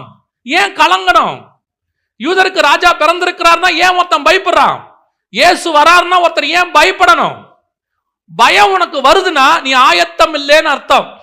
பயம் உனக்கு வருதுன்னா உனக்கு இன்னும் உலகத்தை பிடிச்சிக்கிட்டு இருக்கீங்கன்னு அர்த்தம். உலகம் அழிய போதுன்னா நீங்க ஏன் பயப்படணும்? பரலோகம் அழியாது தானே. என்னைக்கு இருந்தாலும் இந்த உலகம் அழியத்தானே போகுது ஒரு நாள். பைபிள் அப்படித்தானே சொல்லுது, பழைய வானமும் பழைய பூமியும் ஒழிந்து போயிற்று. உங்களுக்கு என்ன பிரச்சனை? நான் இருக்கிற வரைக்கும் அழிக்க கூடாது, நான் போன பிறகு அழிஞ்சா நல்லது. எசேக்கியா ராஜாவுடைய பேரனும் பேத்திகளும் நீங்க எல்லாம் நம்முடைய காலத்தில் இது நடக்காமல் இருந்தால் சரி. ஏன்பா பூகம்பம் வருது? எப்போ? இன்னும் 20 வருஷமா. பிரைஸ் தி லார்ட், ஹல்லேலூயா. ஏன் நம்ம காலத்துல இல்லையே, அதுக்கு நான் போயிடுவேன். அப்போ உன் பையன் இருப்பானே, அது அவன் பிரச்சனை. நம்ம காலத்துல நல்லா இருக்கா, சோத்திரம், அவ்வளவுதான். செல்ஃபிஷ் பீப்புள் நம்ம எல்லாரும். நான் சொல்றேன், அது எந்த காலத்துல நடந்தாலுமே கவலைப்படாதிருங்கள். இயேசு வருகிறார் என்றால் கலக்கம் வரக்கூடாது. இயேசு வருகிறார் என்றால் சந்தோஷம் வரணும். 2000 வருஷமாய் நான் காத்திருந்த நாள் வரப்போகிறது. 2000 வருஷமா நான் எதிர்பார்த்திருந்த என் தேவன் வரப்போகிறார். 2000 வருஷமா நான் எதிர்பார்த்திருந்த பலன் அவரோடு கூட வருகிறது. நான் அழிவுள்ளதை விட்டுட்டு அழியாமையை நான் சுதந்திரத்துக் கொள்ள போகிறேன். இதை நினைக்க, அதனால்தான் பவுல் சொல்றாரு, எனக்கு ஒன்று நியமிக்கப்பட்டிருக்கிறது, அதை நான் வாஞ்சையாய் தொடருகிறேன். என்னுடைய நோக்கம் எல்லாம் அதுதான் என் போக்கஸ். நீங்க பைபிள் முழுக்க பாருங்க, எல்லாருமே எட்டர்னலை போக்கஸ் பண்ணி வாழ்க்கையை வாழ்ந்தான். ஆபிரகாமுக்கு வேதம் சொல்லுது, தேவன் தாமே கட்டி உண்டாக்கின அஸ்திவாரம் உள்ள நகரங்களுக்கு அவன் காத்திருந்தான். எபிரேயர் 11:9-10-11 இருக்கிறது. மோசேயை குறித்த வேதம் சொல்லுகிறது, இனி வரும் பலன் மேல் நோக்கமாகி. அதைத்தான் பவுலும் சொல்றாரு, எனக்கு ஒன்று நியமிக்கப்பட்டிருக்கிறது, அதை நான் வாஞ்சையாய் தொடர்கிறேன். அதான் பவுலும் சொல்றாரு, அத்தனை பேரும் எங்களுக்கு ஒன்று இருக்கு, எங்களுக்கு ஒன்று இருக்கு. இயேசுவே சொல்றார் சபையை பார்த்து, அவன் கிரியைக்கு தக்கதான பலன் என்னோடு. நாம அதை தான் போக்கஸ் பண்ணணும். இப்ப நடக்கிறத பத்தி பயப்படவே கூடாது. இன்னும் பயங்கரமா இருக்கும். இதிலும் மேலானவைகளை நீ காண்பாய். இதோட மோசமா தான் வரும். நான் சொல்றேன், இந்த பூமியில வாதை வரும், எல்லாம் வரும். கர்த்தர் நியமித்த அத்தனை காரியங்கள் நடக்கும். இவைகள் எல்லாம் சம்பவிக்க வேண்டியது. நம்மை பாதுகாக்க ஒருத்தர் இருக்கிறார். இந்த ஆரம்பத்துல இருந்து படிக்காம பயந்துகிட்டு இருக்கிறவனுக்கு எக்ஸாம் டைம் டேபிளை கண்டால் பயம் வரும். ஆனால் நல்லா படிச்சு ஒருத்தர் இருக்கான்ல, அவன் என்ன பண்ணிட்டு இருப்பான் தெரியுமா? எப்ப டைம் டேபிள் வரும்னு எக்ஸ்பெக்ட் பண்ணிட்டு இருப்பான். முடிச்சுட்டு அடுத்து என்ன செய்யலாம்? அடுத்த கிளாஸுக்கு போலாம். எதுக்கு சொல்ற? எக்ஸாம்னு ஒன்று வரும்பொழுது ஆயத்தப்பட்டவனுக்கு என்ன செய்ய மாட்டான்? பயப்பட மாட்டான். அப்ப இயேசுநாதர் வராருங்கிறது ஒரு எக்ஸாம், ஒரு குரூப்புக்கு. எவன் அதுக்கு பயப்பட மாட்டான் தெரியுமா? நான் கிறிஸ்துவை சந்திப்பதற்கு ஆவிக்குரிய வாழ்க்கை சரியா இருக்குது என்று சொல்லுகிறவன் ஒரு நாளும் அதுக்காக அவன் கலங்கவே மாட்டான். ராஜாவை குறித்து அவன் சந்தோஷப்படுவான். ஆண்டவர் வராரு, போலாம், தைரியமா போலாம் அப்படின்னு தான் நினைப்பான். இன்னைக்கு ஒரு பெரிய கூட்டம் இயேசுவின் வருகை குறித்து கலங்குகிறது, பயப்படுது. ஆனால் உங்களுக்கும் எனக்கும் அந்த பயம் அல்ல. கர்த்தர் எப்போ வந்தாலும் அவரை சந்திக்க நீங்கள் ஆயத்தப்பட்டு இருக்க வேண்டும். அல்லேலூயா, அல்லேலூயா. நல்லா கவனிச்சு பாருங்களேன். ஏரோது என்ன பண்ணுவான்னு கேட்டீங்கன்னா, 2ஆம் அதிகாரம் மத்தேயுல சாஸ்திரிகளை பார்த்து ஒரு வார்த்தை சொல்லுவான். மத்தேயு எழுதின சுவிசேஷம் 2ஆம் அதிகாரம் 8வது வசனம் வாசிங்க. நீங்கள் போய் பிள்ளையை குறித்து திட்டமாய் விசாரியுங்கள், நீங்கள் அதை கண்ட பின்பு நானும் வந்து பணிந்து கொள்ளும்படி. இவன் போவே இல்லை பாருங்க. வசனத்தை ஆராய்ஞ்சு பார்த்தான், வேதபாரர்கள் சொன்னாங்க, வசனம் கரெக்டா இருந்துச்சு, பெத்லகேம்ல பிறப்பாரு, காலம் நிறைவேறி இருந்தது, அடையாளம் இருக்கு, தூரத்துல இருந்து வந்து சாஸ்திரிகள் சொல்றாங்க, சாட்சி இருக்குது, கன்ஃபார்மா தெரியுது யூதருக்கு ராஜா பிறந்துட்டாரு. அதுவும் பெத்லகேம்னு தெரிஞ்சிருச்சு. பெத்லகேம் ஒரு சின்ன பட்டணம், ஆயிரங்களில் சிறியது. அப்படின்னா என்ன அர்த்தம்னா 1000 பேர் தான் அந்த பட்டணத்துக்குள்ளேயே இருப்பாங்களாமா. கிதியோன் சொல்வார்ல, ஆயிரங்களுக்குள் சிறியது. அப்படின்னா என்ன அர்த்தம்னா அந்த ஊர்ல 1000 பேர் தான் இருப்பான். அந்த 1000 பேர் இருக்கிற சிட்டியில ஒரு இயேசுவை கண்டுபிடிக்கிறது எவ்வளவு ஈஸி, ஒரு குழந்தை பிறந்ததை. ஆனா ஏரோது போல பாருங்க, அங்கதான் விஷயமே இருக்குது. இன்னைக்கு ஒரு குரூப் இருக்குது, இயேசு வருவார்னு அடையாளம் தெரியுது, சாட்சி இருக்குது, வானத்துல அடையாளங்கள் இருக்குது, வேத வசனத்துல ஆராய்ச்சி பார்க்கறாங்க, செய்தி கேட்கறாங்க, எல்லாம் இருக்கு. ஆனா இயேசுவோட வருகையில போகாது, இயேசு சந்திக்க போகாது. ஏன்னா துணிகரம், போட்டோம் போய் பார்த்துட்டு வந்து சொல்லட்டும், வந்தா பார்த்துக்கலாம், கன்ஃபார்ம் பண்ணிட்டு போலாம். நிறைய பேர் இன்னும் வருகைக்கு ஆயத்தமா இருக்கிறதுக்கு அதான் காரணம். எவ்வளவு அடையாளங்கள் சொல்லுங்களேன், நடக்கும்போது பார்த்துக்கலாம். ஒரு கூட்டுக்கு என்ன தெரியுமா, ஒரு துணிகரம், சொல்றாங்க நடக்கும்போது பார்த்துக்கலாம். இல்லையா, கன்ஃபார்மா இருக்கு, பைபிள்ல சொன்னது இத்தனை துல்லியமா நடக்குது, எழுத்துக்கு எழுத்து வசனம் நடக்குது, ஆனாலும் இருதயத்துல நடக்கும்போது பார்த்துக்கலாம், அதெல்லாம் வரட்டும் பார்த்துக்கலாம். ஆயத்தம் கிடையாது. சிலர்லாம் அந்த கன்ஃபார்மா போய் பார்க்கணும், அது செஞ்சுக்கணும் அப்படின்னு கிடையாது. மார்த்தாள்கிட்ட ஒரு நல்ல குணம் இருக்கும். மார்த்தாள்கிட்ட ஒரு நல்ல குணம் இருக்கும். இயேசு வந்திருக்கிறார் என்று அவள் கேள்விப்பட்டுன்னு இருக்கும். போய் பார்க்க போயிட்டா பாருங்க, அதான் இங்க இம்பார்ட்டன்ட். இயேசு வருகிறார் என்று கேள்விப்பட்டு அவ பார்க்க போனாள், அவரை கன்ஃபர்மேஷன் உடனே போயிட்டாங்க. இவன் ஏரோது இவ்வளவு சொல்லியும் போல அவ கேள்விதான் பட்டா, இயேசு வருகிறார் என்று கேள்விப்பட்டு. ஏரோது வசனத்தை ஆராய்ந்து பார்த்து, அடையாளங்களை பார்த்து, எல்லாம் பார்த்து, இயேசு வந்திருக்கிறார் போய் பார்க்கல. இதான் டிஃபரன்ஸ். இவங்க ஏன் இயேசுவை சந்திக்கல? துணிகரம். ஒரு குரூப், எல்லாம் தெரியும், எல்லா வசனமும் இருக்கு, அடையாளங்கள் இருக்கு, பட் ரெடி ஆக மாட்டாங்க, போய் பார்க்க மாட்டாங்க. வரட்டும் பார்த்துக்கலாம், இன்னும் கன்ஃபர்மேஷன், இன்னும் கன்ஃபர்மேஷன், சாஸ்திரிகள் வந்து சொல்லட்டும், அப்புறமா போய் பார்த்துக்கலாம், பார்த்துட்டு வந்து கன்ஃபார்ம் பண்ணிட்டோம். ஆனால் மார்த்தாள் கூட்டம் அப்படி அல்ல, கேள்விப்பட்ட உடனே கன்ஃபர்மேஷன், உடனே போய் பார்த்தல். அப்படியா, அப்படி இருக்குதா, இயேசு வராரா, சொல்லிட்டாங்க, போய் பார்த்துருவோம். இதுதான் கர்த்தர் உங்ககிட்ட எங்கிட்ட எதிர்பார்க்கிறது. அப்படிப்பட்ட ஆண்டவர் மார்த்தாள்கிட்ட சொல்றாரு, நீ போய் மரியாதையும் அழைச்சிக்கிட்டு வா. அவங்களுக்கு தான் ஊழியம் கொடுக்கப்படுது, அவங்களுக்கு தான் அதுக்கான காரியங்கள் கொடுக்கப்படுது. ஒரு கூட்டம் எல்லாத்தையும் கேட்டுக்கிட்டு இன்னும் நடக்கட்டும், பார்க்கலாம், இன்னும் கன்ஃபர்மேஷன் வரட்டும், இன்னும் ப்ரூஃப் வரட்டும் அப்படின்னு உட்காந்துட்டே இருக்கும். இந்த கூட்டம் கடைசி வரைக்கும் உட்காந்துட்டே இருக்கும், இயேசுவை பார்க்கவே பார்க்காது. கடைசி வரைக்கும் ஏரோது இயேசுவை பார்க்கவே இல்லை, தெரியுமா? கடைசி வரைக்கும் ஏரோது என்ன செய்யல, இயேசுவை பார்க்கவே இல்லை. அதுக்கப்புறம் தேடி பெத்லகேம் போனா, அவர் அங்கிருந்து எகிப்துக்கு போயிட்டாரு, எகிப்துல இருந்து நாசரேத்துக்கு போயிட்டாரு. ஏரோது மரிக்கிற வரைக்கும் அப்படிதானே இருக்குது. நல்லா கவனிச்சு கொள்ளுங்க, ஏரோது சாவர வரைக்கும் இயேசுவை பார்க்கல. ஆனா அவனுக்கு தெரியும், பிறக்கும் போதே தெரியும் இயேசு பிறந்துட்டாரு, அடையாளம் இருக்கு, வசனம் தெரியும், சாஸ்திரிகள் கன்ஃபார்ம் பண்றாங்க, வேதபாரகர் கன்ஃபார்ம் பண்றான், எல்லாம் ஓகே தான். கடைசி வரைக்கும் பார்க்கல. இன்னைக்கு அப்படி ஒரு குரூப் இருக்கு, எல்லாம் தெரியும், பார்க்காது, இயேசுவின் வருகையில் போகாது. ஏன் போகாது? அவங்களுக்கு வந்து அந்த இதெல்லாம் கேட்கிற இன்ட்ரெஸ்ட் இருக்கும், போய் பார்க்கிற அவரை சந்திக்கிற இன்ட்ரெஸ்ட் இருக்காது, ஆயத்தம் இருக்காது. அதுக்கு ஆயத்தமாகணுமே அவரை சந்திக்கிறதுக்கு, அதுக்கு அரண்மனையை விட்டுட்டு மாட்டு தொழுவத்துக்கு போகணுமே. ஏரோதுக்கு அந்த இன்ட்ரெஸ்ட் கிடையாது, அரண்மனையை விட்டுட்டு மாட்டு தொழுவத்துக்கு போற இன்ட்ரெஸ்ட் கிடையாது. அப்படி போனாத்தான் இயேசுவை நீங்கள் சந்திக்க முடியும். ஆனால் மார்த்தாள் தன் வீட்டை விட்டு விட்டு, இயேசு எங்க இருந்தார் தெரியுமா? அவர் ஏதோ ஒரு சத்திரத்துல தங்கி இல்ல, யாரோ சீமோன் வீட்டுல இல்ல, அவர் அந்த கிராமத்தின் வாசல்ல நின்றுகிட்டு இருந்தாருன்னு இருக்கு. எங்க இருக்கிறாரு? அந்த கிராமத்து முனையில இருக்கிறாரு. நீ வீட்டை விட்டுட்டு கிராமத்துக்கு வெளியே போனா தான் இயேசுவை பார்க்க முடியும். உன் நிலையிலிருந்து கொஞ்சமாவது ஆயத்தப்பட்டாதான் வருகையில போக முடியும். அடையாளங்களை கேட்கறதுனால, வசனத்தை கேட்கறதுனால, செய்தியை கேட்கறதுனால ஒரு குரூப் இப்படி ஏமாந்துகிட்டு இருக்கு. இவங்க கூட்டத்துக்கெல்லாம் போயினா வருகையில போயிடலாம், அதெல்லாம் போக முடியாது. ஆயத்தம் இல்லாமல் வருகையில நீங்கள் போகவே முடியாது.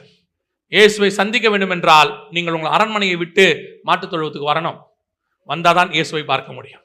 கிழக்கில் இருக்கிறவன் எல்லாத்தையும் விட்டுட்டு மாட்டுத் தொழுவத்துக்கு வந்துட்டான், அதான் ரொம்ப இம்பார்ட்டன்ட். அல்லேலூயா. நான் இருக்கிற இடத்த விட்டு வரமாட்டேன், நான் அங்கேயே தான் இருந்துப்பேன். எனக்கு தெரியும் யாரா சொல்லுவாங்க, அதெல்லாம் தெரியும், வசனம் நல்லா தெரியும், இயேசு வரார், ஆமாமா கேள்விப்படுறோம். அரண்மனையை விட்டு வந்தியாப்பா? வரமாட்டேன். வந்து போய் பாத்தியாப்பா இயேசுவை, அதெல்லாம் பார்க்க மாட்டோம். சாவர வரைக்கும் பார்க்காத கூட்டம். கடைசியாய் வாசிங்கள், லூக்கா எழுதின சுவிசேஷம் 2ஆம் அதிகாரம் 25 வாசிங்க. அப்பொழுது சிமியோன் என்னும் பேர் கொண்ட ஒரு மனுஷன் எருசலேமில் இருந்தான். அவன் நீதியும் தேவ பக்தியும் உள்ளவனாயும் இஸ்ரவேலின் ஆறுதல் வர காத்திருக்கிறவனாயும் இருந்தான். அவன் மேல் பரிசுத்த ஆவி இருந்தார். அவன் மேல் பரிசுத்த ஆவி இருந்தார். 27. அவன் ஆவியின் ஏவுதலினால் தேவாலயத்திலே வந்திருந்தான். 28. அவன் அவரை தன் கைகளில் ஏந்திக் கொண்டு தேவனை ஸ்தோத்திரித்து 32. உம்முடைய இரட்சணியத்தை என் கண்கள் கண்டது என்றான். யார் பார்த்தது பாத்தீங்களா? கடைசியா யார் பார்த்தது? சிமியோன் தான் பார்க்கறான். எதனால பார்த்தான்? பரிசுத்த ஆவியினால் எங்கே ஏவப்பட்டிருந்தான்? தேவாலயத்துக்கு வரும்படி ஏவப்பட்டிருந்தான். வானசாஸ்திரிகள் வந்தாங்க, சந்தோஷம் அடையல, திரும்பி போயிட்டாங்க.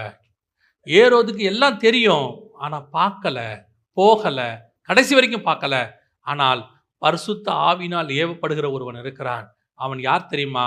அவன் ராஜாவை பார்க்க வரவில்லை, அவன் ராஜாவை பார்த்து கலங்கும்படி வரவில்லை. வசனம் சொல்லுது, இஸ்ரவேலின் ஆறுதல் வர காத்திருந்தான். இயேசு வந்தால் எனக்கு ஆறுதல். நான் இதுவரைக்கும் படுகிற எல்லா பாடுகளுக்கும் எனக்கு என்ன கிடைக்கும்? ஆறுதல் கிடைக்கும். இதைத்தான் ரோமர்கள் நிருபத்துல பவுல் எழுதுறாரு. ரோமர் 8:22 வாசிங்க. ஆகையால் நமக்கு தெரிந்திருக்கிறபடி இதுவரைக்கும் சர்வ சிருஷ்டியும் ஏகமாய் தவித்து பிரசவ வேதனைப்படுகிறது. அதுவுமல்லாமல் ஆவியின் முதற்பலன்களை பெற்ற நாமுங்கூட நம்முடைய சரீர மீட்பாகிய புத்திர சுவிகாரம் வருகிறதற்கு காத்திருந்து நமக்குள்ளே தவிக்கிறோம். இந்த இஸ்ரவேலின் வர காத்திருந்தான் இருக்குல்ல, இதுதான் காத்திருத்தல். எதுக்கு காத்திருக்கிறோம்? இந்த சரீரத்துல ஒரு பாடு இருக்குது, எனக்கு நான் விரும்பாததையே செஞ்சுக்கிட்டு இருக்கிறேன். 7ஆம் அதிகாரத்துல அவர் சொல்றாரு, நான் செய்யக்கூடாதுன்னு நினைக்கிற பாவத்தை செஞ்சுட்டு இருக்கிறேன், நான் இதுல இருந்து விடுதலையாக விரும்புறேன், இந்த உலகத்தை விட்டு போக விரும்புறேன், இதுல இருந்து நான் தப்பிச்சு எப்படியாவது இயேசு வரும்போது நான் அவர் கூட போக விரும்புகிறேன். இந்த காத்திருக்குதல் இருக்கிறவன் தான் ஆறுதல் வர காத்திருந்தான். இங்கே ரோமர் 8ல பவுல் காத்திருக்கிறதும் சிமியோன் காத்திருக்கிறதும் ஒண்ணுதான். ரெண்டு பேரும் ஆவியை பத்தி தான் அங்க பேசுறாங்க. 8ஆம் அதிகாரத்துல பவுல் எதை பத்தி பேசுறாரு? பரிசுத்த ஆவியை பத்தி பேசுறாரு. ஆவியின் பிரமாணத்துக்குள் நான் இருக்கிறேன்னு சொல்றாரு. அப்ப நீ எதுக்காக இயேசுவை காத்திருக்கணும் தெரியுமா? இந்த உலகம் எனக்கு போதும், இந்த உலகத்தில் உள்ளவைகள் எனக்கு போதும். நீங்க அந்த இடத்துக்கு இப்பவே வரணுங்கிற, நீங்க ஒரு இடத்துல வருவீங்க. எப்போ வருவீங்க தெரியுமா? ஒரு சூழ்நிலைக்கு அப்புறம், ஒரு காலகட்டத்துக்கு அப்புறம், ஒரு ஏஜுக்கு அப்புறம். கவனிங்க, 15ஆம் அதிகாரம் ஆதியாகமத்துல ஆபிரகாம் ஆண்டவரை பார்த்து கேட்கிறாரு, எனக்கு என்ன கொடுப்பீர், நான் பிள்ளை இல்லாமல் இருக்கிறேனே, பிள்ளையை கேட்கிறாரு. அதுக்கப்புறம் நான் எதனால் தேசத்தை சுதந்திரத்துக் கொள்வேன், அதிலேயே கேட்கிறாரு. ஃபர்ஸ்ட் பிள்ளையை கேட்கிறாரு, அப்புறம் என்ன கேட்கிறாரு? தேசத்தை கேட்கிறாரு. இப்படி எல்லாத்தையும் கேட்டுக்கிட்டே வந்தவர் எபிரேயர் 11:9-10-11 எல்லாத்துக்கு அப்புறம் ஒரு முடிவு எடுக்கிறாரு. அதை அல்ல, அதிலும் மேன்மையான பரம தேசத்தையே அவன் நாடினான். இப்ப நல்லா தெரிஞ்சிருச்சு, பிள்ளை இல்ல, இந்த உலகத்தின் லேண்ட் இல்ல, சொத்து இல்ல, வேலை இல்ல, சம்பாத்தியம் இல்ல, இது எல்லாத்த விட மேல ஒண்ணு இருக்கு, அதையே அவன் நாடினான். இது எப்ப வருது? 100 வயசுக்கு அப்புறம் வருது. 75 வயசுல கேட்கிறாரு, பிள்ளை இல்லாமல் இருக்கிறேனே, லேண்ட் இல்லாமல் இருக்கிறேனே, தேசம் இல்லாமல் இருக்கிறேனே. 100 வயசுல பிள்ளை வந்துருச்சு. 115 வயசுல, 165 வயசுல பேரப்பிள்ளை வந்துருச்சு. எல்லாம் கிடைச்சிச்சு. 160ல பேரப்பிள்ளை வந்துருச்சு. யாக்கோபை பார்த்துட்டாரு, எல்லாம் வந்துருச்சு. இப்பதான் தோணுது, அதை அல்ல, இவ்வளவு நாள் நான் வேஸ்டா ஓடி இருக்கிறேன், இவ்வளவுத்தையும் பார்த்தாச்சு, கானானுக்கு வந்தாச்சு, ஜனத்திரள் பார்த்தாச்சு, செல்வ சீமான் ஆயாச்சு, நம்மகிட்ட எல்லாம் கிடைச்சு, பையனுக்கு கல்யாணம் பண்ணி பார்த்தாச்சு, பேரப்பிள்ளைய பார்த்தாச்சு. இப்பதான் தோணுது, அதை அல்ல, அதிலும் மேன்மையான பரமதேசம். இதல்லப்பா, இவ்வளவு நாள் ஓடுனது வீணா போச்சேப்பா. இது எப்ப வருது? பில்கேட்ஸ் இருக்கிறதுலே சின்ன வயசுல பணக்காரர், பில்லியனர் ஆனவர், 28 வயசுல என்னமோ, மைக்ரோசாஃப்ட் எல்லாம் சம்பாரிச்சு உலக பணக்காரரா ரொம்ப வருஷம் இருந்தார். போன வருஷம் அனௌன்ஸ் பண்ணியிருக்காரு, இந்த வருஷம் அனௌன்ஸ் பண்ணியிருக்கிறாரு, அவருடையதான சொத்து மதிப்புல 99% ஏழைகளுக்கு கொடுக்க போறாரு. இப்ப சொல்றாரு பில்கேட்ஸ், நான் பணக்காரனாய் சாக விரும்பவில்லை, பணம் வேஸ்ட்டுங்கிறாரு. இந்த அறிவு எப்ப வருது? 68 வயசுல வருது. சொல்றது புரியுதா? 68 வயசுல வருது. ஒரு அறிவு வருது ஒரு இடத்துல, இல்ல இது அல்ல, இது அல்ல. இந்த அறிவு உங்களுக்கு எனக்கும் இப்பவே வந்துட்டா நல்லது. நீங்க நானும் வாழ்க்கை முழுக்க ஓடி, சில ஆட்களுக்கெல்லாம் கேட்கிற வரைக்கும் நல்லா கேட்குது, வசனம் கேட்கறதுல பயங்கரம், செய்தி கேட்கறதுல பயங்கரம், அதுவும் நாங்க ஒரு நல்ல ஆவிக்குரிய சபையில இருக்கோம், பெருமை. என்ன செஞ்சீங்க? கேட்டதுல என்ன செஞ்சீங்க? உலகத்தை வெறுத்திருக்கிறோமா? ஆண்டவர் ஒரு ஊழியத்துக்கு வானா வேலையை விடுறதுக்கு ஆண்டவர்கிட்ட 1000 கேள்வி கேட்கறது. விடவா? சோத்திரம், அடையாளம் கொடுங்க ஆண்டவரே. ஆண்டவரே ஒரு அடையாளம் பத்தாது, 2வது அடையாளம் கொடுங்க ஆண்டவரே. 2வது அடையாளம் பத்தாது, 3வது. ஏன்னா இது விடுறதுக்கு மனசு இல்லை. ஆனா அதுவே ஆண்டவர் வீடு கொடுக்குறாருன்னா அடையாளமே கேட்காது. சோத்திரம் சோத்திரம் சோத்திரம், கர்த்தர் வாக்கு பண்ணியிருக்கிறார், இந்த வருஷம் கொடுத்துருவார். அடையாளம் கேட்டீங்களா? கொடுக்குறேன்னு. அதெல்லாம் இல்லை, ஆண்டவர் வாக்கு பண்ணிட்டார், அவ்வளவுதான். வாங்கறதுல அடையாளமே இல்லை. ஆனா விட்டுட்டு வானா 1000 அடையாளம் கேட்பாங்க ஆண்டவர்கிட்ட. உங்களால ஓட முடிஞ்ச வரைக்கும் உலகத்துக்கு ஓடிட்டிய, சம்பாதிக்க முடிக்கிறவங்க சம்பாதிச்சிட்டிய, கொண்டு போயிட்டு சேர்க்க வேண்டிய அளவுக்கு சேர்த்துட்டிய, அடுத்த ஜெனரேஷன் நல்லா படிக்க வச்சு அவனையும் அமிச்சு, டேய் 60 வரைக்கும் ஆண்டவர் பக்கம் வந்துடாத, சர்ச்சுக்கு வா, ஜோம் பண்ணு, இல்லை நான் ஊழியத்துக்கு போறேன். டேய் ஒரு டிகிரி முடிடா, இல்லை நான் ஊழியத்துக்கு போறேன். டிகிரி முடிச்சுட்டு ஊழியத்துக்கு வாடா. ஏன் டிகிரி முடிச்சுட்டு ஊழியத்துக்கு வாடா? டிகிரி முடிக்க சொல்லி கர்த்தர் சொன்னா முடிக்கட்டும், ஊழியத்துக்கு வேணா வரட்டுமே. இல்லை, டிகிரி முடிச்சுட்டு வந்தீங்கன்னா ஒரு சேஃப்டி இருக்கும். என்ன சேஃப்டி? இங்க ஏதாவது ஒத்து வரலன்னா, பணம் தேரலன்னா, உபத்திரம் வந்தா வேலைக்கு போயிடலாம். இன்னைக்கு ஒரு குரூப் உட்காந்துட்டு இருக்கு. இது இஸ்ரவேலின் ஆறுதல் வர காத்திருக்கிற குரூப் அல்ல, இது இயேசுவை தேடி வர்ற குரூப் தான். விட்டுட்டு வரதுக்கு மனசே வராது. அதான் பவுல் சொல்றாரு, இல்ல இதல்ல, இதிலும் மேன்மையான ஒண்ணு இருக்கு. நான் ஏகமாய் தவிக்கிறேன், எப்போ வருவீர் இயேசுவே. நான் அதனால தான் அடிக்கடி அந்த வார்த்தையை சொல்வேன். சாரான ஒரு அம்மா வந்து விளையாட்டாலாம் பாடல, அத இருதயத்தின் ஆழத்திலிருந்து அந்த அம்மா இந்த ரோமர் 7:8 படிச்ச பிறகு அவங்க எழுதுற பாட்டு, எப்போ வருவீர் இயேசுவே, ஏங்கி உள்ளம் உம்மை தேடுதே. எப்போ வந்தாலும் நான் போயிடுறேன் ஆண்டவரே. அந்த எக்ஸ்பெக்டேஷன் இருக்கணும் உனக்கு. எப்போ வந்தாலும் நான் போகணும், உன் எதிர்பார்ப்பு அதுவா இருக்கணும். இப்போ வராரா? இல்லை, இருக்கட்டும், ஃபர்ஸ்ட் பிள்ளைய கல்யாணம் பண்ணிடுவோம், அதுக்கப்புறம் ஒரு பேரப்பிள்ளையை பார்த்துருவோம், அதுக்கப்புறம் பேரப்பிள்ளைக்கு ஒரு கல்யாணம் பண்ணிடுவோம், அப்புறம் கர்த்தருடைய சமூகத்தில் போய் சேருவோம். எதுக்கு வர? எதுக்கு? அப்படியே கையை பிடிச்சி தூதன் உள்ள கூட்டுப்பான், வாங்க பார்த்து வாங்க பார்த்து வாங்க பார்த்து வாங்க, கீழே விழுந்துட போறீங்க. அப்படியே முழங்கால் வேற அப்படியே வலிக்கும். மெதுவாக போய் அப்படியே ரைட்டில் உட்காருங்க, பின்னாடி ஒரு சேர் போட்டிருக்கோம் பாருங்க, அங்கே உட்காந்து சோத்திரம் பண்ணுங்க. வாழ்நாள் முழுக்க போய் மொத்த வேலையும் பார்த்து சம்பாரிச்சு சேர்த்து வச்சுவிட்டு இதில் ஒரு ஞானம் பொத்துக்கிட்டு வர கொட்டும் சில ஆளுகளுக்குலாம். சொல்லுவாங்க ஞானமா நடக்கணும், நடந்துக்கோங்க. ஒரு நாள் வரும், ஒரு நாள் வரும், நீங்கள் ஊழியம் செய்ய வேண்டும் என்று நினைத்தாலும் செய்ய முடியாத காலம் ஒன்று வரும். ஆசைப்பட்டா கூட செய்ய முடியாது. இப்ப நீங்க கிறிஸ்துவுக்காக ஓடி ஒப்பு கொடுத்து செய்வீர்களானால், எங்க பாஸ்டர் அழகா ஒரு வார்த்தை சொல்வாரு, அதை நான் இப்போ உணர்றேன். 30 வருஷத்துக்கு முன்னாடி சொன்னதை, வாலிப பிராயத்தை இயேசுவின் கையில கொடுத்தால் முதுமையின் பிராயத்தை இயேசு தன் கையில் எடுத்துக்கொள்வார் என்று சொன்ன 100% உண்மை. நான் இப்ப அதை பார்க்கிறேன். அன்னைக்கு ஒரு 18 வயசுல இயேசுவை ஏற்றுக்கொண்டது, 26 வயசுல ஊழியத்துக்கு ஒப்பு கொடுத்தது, 29 வயசுல முழு நேரத்துக்கு வந்தது, நான் இன்னைக்கு சந்தோஷமா நினைக்கிறேன். நேற்று கூட ஒருத்தர் கேட்டார், எப்படி நீங்க வெளிநாட்டில் இருந்த வேலையை விட்டுட்டு வந்தீங்க? எனக்கு வெளிநாட்டு வேலையை விட இயேசு பெருசா தெரிஞ்சார். எனக்கு இதை விட அதுதான் பெருசா தெரிஞ்சிச்சு. சிலருக்கெல்லாம் விட்டுட்டு வரதுக்கு அப்படியே யோசனை, என்ன ஆகும், ஃபியூச்சர் என்ன ஆகும்? உன் ஃபியூச்சரே இயேசு கையில் தான் இருக்கு. ஃபியூச்சர் எங்க இருக்கு? காலங்கள் அவருடைய கரத்தில் வரையப்பட்டிருக்கிறது. 160 வயசுல ஆபிரகாமுக்கு வந்தது, உனக்கு 30 வயசுல வந்துருச்சுன்னா சந்தோஷம். அவனுக்கு 160 வயசுல வந்துச்சு, அதை அல்ல, அதிலும் மேன்மையான அந்த எண்ணம் 40 வயசுல மோசேக்கு வந்துச்சு, 30 வயசுல நமக்கு வந்தால் நல்லது. அல்லேலூயா. இதுதான் இஸ்ரவேல் ஆறுதல் வர அவன் காத்திருந்தான். ஆண்டவரே, இதெல்லாம் ஆண்டவரே, எனக்கு ஒரு ஆறுதல் இருக்கு, நான் ஒன்று விரும்புறேன், அதை கொடுக்கறதுக்கு இயேசு எனக்கு வரார், அதுக்காக நான் காத்திருக்க போகிறேன். அல்லேலூயா. நான் சொல்றது கொஞ்சம் உங்க பார்வைக்கு கடினமானதாக, கேட்கறதுக்கு கொஞ்சம் கடினமாகத்தான் இருக்கும், ஆனால் அதுதான் இருக்கிறதுலே மேன்மை. நான் அனுபவிச்சவங்கிற பேர்ல சொல்லிட்டு முடிக்கிறேன். கிறிஸ்துவுக்காய் இழந்தவர் எவரும் தரித்திரர் ஆனது இல்லை.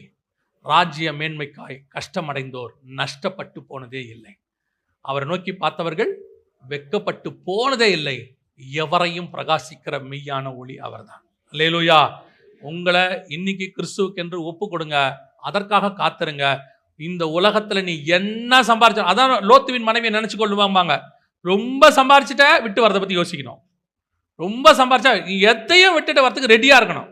ஏன்னா ஆண்டவர் எல்லாம் கொடுக்குறாரு, இல்லைன்னே சொல்லலை. ஆனால் எதுவும் என்னை பிடிக்காது, எதுவும் என்னை பிடிச்சு வைக்காது. நான் அறையப்பட்டது சிலுவையில், உலகத்தில் அல்ல. உலகத்தில் அஸ்திவாரம் போட்டால் தான் உலகம் விடாது. சிலுவையில் அஸ்திவாரம் போட்டிங்கன்னா நீங்கள் உலகத்தை ஈஸியாக ஜெயிச்சுட்டு போயிடலாம். அல்லேலூயா. நாம் ஜெபிக்க போகிறோம். எழுந்திரிக்கலாமா நம்ம தேவ சமூகத்தில்? நன்றி ஆவியானவரே, கொடான கொடி ஸ்தோத்திரம். நாம் எதற்காக இயேசுவை பார்க்க போகிறோம்? இயேசுவை தேடி வந்தவர்கள் ஒரு கூட்டத்தார் ராஜாவை பார்க்க வந்தார்கள். அவங்க எதிர்பார்த்த ராஜா, அவர் ராஜா தான், ஆனால் அவங்க எதிர்பார்த்த மாதிரி இல்லை. எக்ஸ்பெக்டேஷன் நிறைவேறல. அவங்க திரும்பி போய் விட்டார்கள். நட்சத்திரத்தை பார்த்து அவங்களுக்கு சந்தோஷம் வந்துச்சு, ஆனால் இயேசுவை பார்த்து சந்தோஷப்பட்டாங்கன்னு அங்கே சொல்லப்படவே இல்லை. ஏரோது, எருசலேம் நகரத்தார் எல்லாத்தையும் பார்த்தாங்க, ஆராய்ந்து பார்த்தாங்க, அடையாளத்தை கேட்டாங்க, வசனத்தை ஆராய்ந்து பார்த்தாங்க. ஆனால் அவரை போய் பார்க்கணுங்கிற எண்ணம் அவங்களுக்கு வரவே இல்லை. இது 2வது கூட்டம். இது கொஞ்சம் வசனத்தில் நல்ல ஸ்ட்ராங் தான், செய்தி கேட்கறதுல ரொம்ப சந்தோஷம்தான், ஆராய்ந்து பார்க்குற அடையாளத்தை பார்க்கறதுல நல்ல இஷ்டம்தான். ஆனால் பார்க்கணுங்கிற எண்ணம் இருக்காது. வரட்டும் பார்த்துக்கலாம், இன்னும் வரட்டும் பார்த்துக்கலாம், சாஸ்திரிகள் வந்து சொல்லுவாங்க, அப்புறம் போய் பார்த்துக்கலாம், கன்ஃபார்ம் பண்ணிக்கலாம், இன்னும் எக்ஸ்கியூஸ் கொடுத்துக்கிட்டே இருப்பாங்க. ஆனால் எந்த அடையாளத்தையும் பார்க்கல, அவன் எதை பற்றியும் கேள்விப்படலை. ஆவியானவர் சொன்னார், ஆலயத்துக்கு போ, அங்கே உனக்கு ஆறுதல் இருக்கிறது. இவன் வானத்தில் நட்சத்திரத்தையும் பார்க்கல, வேத வசனத்தை ஆராய்ந்தும் பார்க்கல, எதுவுமே அவனுக்கு கிடைக்கல. ஒன்னே ஒன்று, அவன் எதிர்பார்ப்பு, இஸ்ரவேலின் ஆறுதல் வர அவன் காத்திருந்தான். அவன் எதிர்பார்த்திருந்தவன். அந்த எதிர்பார்ப்பு தான் உங்களுக்கு எனக்கு வேணும். எப்போ வருவீர் இயேசுவே, ஏங்கி உள்ளம் உம்மை தேடுதே. அதனாலதான் நமக்கு முன்னாடி இருந்த எல்லா பரிசுத்தவான்களும் அந்த வருகைக்காக காத்திருக்கிறவங்களா இருந்தாங்க. எப்போ வருவீங்க, எப்போ வருவீங்க, எப்போ வருவீங்க? நீங்கள் நானும் அந்த இடத்துல தான் இருக்கணும். ஒப்பு கொடுப்போமா தேவ சமூகத்தில்? அப்படி காத்திருக்கிறவங்க உங்க கரங்களை ஆண்டவருக்கு நேராக உயர்த்தி, ஆண்டவரே நீர் வரும் பொழுது அதற்காய் இந்த உலகம் எனக்கு பாத்திரமாய் இருக்கவில்லை ஆண்டவரே. எபிரேயர் 11 வாசிக்கிறோம், அவர்களுக்கு உலகம் பாத்திரமாய் இருக்கவில்லை, அதற்காக அவர் தங்கள் பிள்ளைகளை சாக கொடுத்தார்கள். ஒரு சிலர் மேலான உயிர்த்தலை பெறும்படி பிள்ளைகளை சாக கொடுத்தார்கள், ஒரு சிலர் பிள்ளைகளை பெற்றுக்கொண்டார்கள். ஆனால் அவங்க எல்லாம் எப்படி இருந்தாங்களாம் தெரியுமா? அதையல்ல, அதிலும் மேன்மையான பரமதேசத்தையே அவர் நாடினார்கள். ஒப்பு கொடுப்போமா? அப்படி ஒரு வாஞ்சை, அப்படி ஒரு விருப்பம். இனி நான் அல்ல, கிறிஸ்துவே எனக்குள் வாழுகிறார். எல்லாவற்றையும் உதறி தள்ளிவிட்டு எப்பயார் இயேசு வராரோ அவரை சந்திக்கும்படி நான் ஓட வேண்டும், அவரை சந்திக்கும்படி நான் போக வேண்டும். ஒப்பு கொடுப்போமா தேவ சமூகத்துல? கண்களை மூடி கரங்களை உயர்த்தி உண்மையா அப்படி ஜெபிக்க விரும்புறவங்களாம் ஆண்டவரை நோக்கி, சர்வ வல்லமையுள்ள எங்கள் தகப்பனே, இந்த நாளுக்காக உமக்கு நன்றி. கிருபையுள்ள கரத்தில் எங்களை தாழ்த்துகிறோம் ஆண்டவரே. நீர் வரும் பொழுது சந்திக்கிற கூட்டத்தில் நாங்கள் இருக்க வேண்டும் ஆண்டவரே. எதிர்பார்த்திருக்கிற கூட்டத்தில் நாங்கள் இருக்க வேண்டும் ஆண்டவரே. ஏதோ தேவைகளுக்காக வந்து பார்த்துட்டு போற கூட்டம் அல்ல, வந்தா பார்த்துக்கலாம் சொல்ற நிர்விசானமாய் இருக்கிற கூட்டமும் அல்ல. எது கிடைக்குதோ இல்லையோ நான் அவருக்காக காத்திருப்பேன். எப்போ வருவீர் என்று காத்திருப்பேன். அந்த கூட்டத்தில் நாங்கள் இருக்க எங்களுக்கு கிருபை பாராட்டும். மகிமையுள்ள கரத்தில் எங்களை தாழ்த்துகிறோம்.